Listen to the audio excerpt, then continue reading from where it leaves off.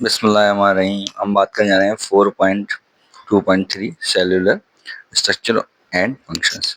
ये मैं आपको बताऊं कि एनिमल सेल एंड प्लांट्स पुराने वक्त में पेपर्स का फेवरेट क्वेश्चन होता था। हर पेपर में ये जरूर आता था, लेकिन अब तो थोड़ा पैटर्न चेंज कर दिया, पर ये जरूर आता था animal cell and plant cell differentiation. ठीक है जी।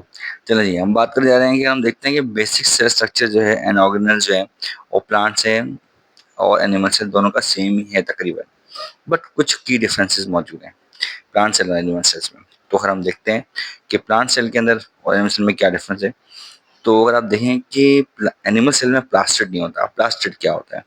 प्लास्टिड जो है वो एक ऐसा मेम्ब्रेन बाउंडेड ऑर्गेनेल है जिसमें क्लोरोप्लास्ट मौजूद होता है, क्रोमोप्लास्ट होता है। अच्छा, क्लोरोप्लास्ट जो होता है वो ग्रीन कलर का होता है, लेकिन क्रोमोप्लास्ट यानी कि जो फूलों और फलों के कलर देखते हैं ना आप, ये वो होते हैं। उसके बाद लीकोप्लास्ट। आपने कभी तने को थोड़ा सा अगर स्क्रैच करेंगे तो उससे पानी नुमा स्ट्रक्चर निकलता है जो वाइट होता है, कलरलेस होता है। ठीक है ना, उसे हम लीकोप्लास्ट कहते हैं। अच्छा, एनिमल सेल में सेल वॉल नहीं होती है, ठीक है, लेकिन प्लांट सेल में सेल वॉल होती है जो सेल्यूलोज से मिलकर बनी होती है और वो रिजिड होती है। ठीक है।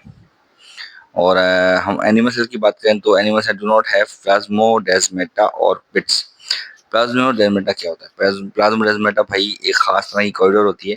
मिसाल तौर पे दो घर हैं, ठीक है, और उनका जो मेन एंट्रेंस है वो बाहर से। लेकिन अगर दोनों घरों में बहुत ज़्यादा प्यार है, मोहब्बत है, दोनों क्या करते हैं कि घर के अंदर ही एक छोटी सी विंडो या एक डोर बना लेते हैं कि अगर कोई खाना वाना पकाया हो किसी ने, वो एक दूसरे को पास ऑन कर सकें या फिर आ जा सकें।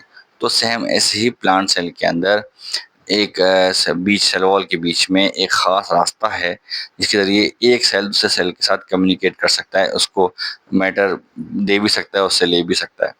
ठीक है जी, उस सुराख को, उस होल को हम प्लाज्मोडेस्माटा कहते हैं।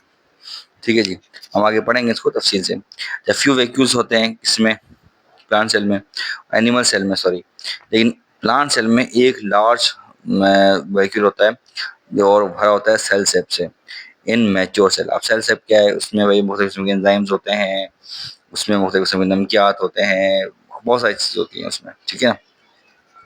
अच्छा जी, nucleus is generally found at centre of the cellular. जैसे पता है एनिमल सेल में सेंटर में पाया जाता है न्यूक्लियस, बट वैक्यूल की वजह से, क्योंकि उसमें वाटर भरा होता है, पानी भरा होता है, एंजाइम्स होते हैं, मुख्तलिफ किस्म के केमिकल्स होते हैं, तो वो जो है इतना बड़ा हो जाता है कि न्यूक्लियस को साइड में कर देता है। ठीक है जी।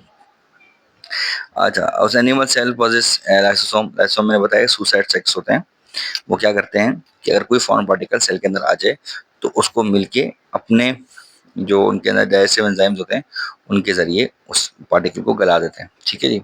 और वो सेल को डाइजेस्टेड सेलुलर सेलुलर है और लिखा हुआ है माइक्रो मॉलिक्यूल्स है। ठीक है जी। लेकिन अब यहाँ अगर आ जाए प्लांट्स में, तो प्लांट सेल में लिखा हुआ रियरली कॉन्टेन लाइसोसोम, क्योंकि जो लाइसोसोम का काम है ना, जिनके जो एंजाइम्स वगैरह हैं, वो प्लांट के वैक्यूल में ही पाए जाते हैं। तो वैक्यूल क्या करता है? वो सारी चीज़ों को खुद ही हैंडल कर लेता है मेरे भाई। अब यहाँ पे आ जाए तो animal cell contain the cylindrical structure that organize the assembly of microtubules during cell division. यानी कि सेंट्रियोल की बात हो रही है यहाँ पर।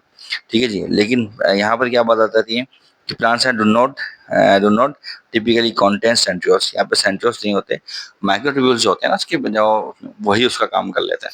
ठीक है जी, इसलिए प्लांट सेल में सेंट्रियोल की ज़रूरत नहीं पड़ती है। ठीक है जी, चलें अब हम नेक्स्ट जो टॉपिक है वो हम डिस्कस करेंगे लेटर।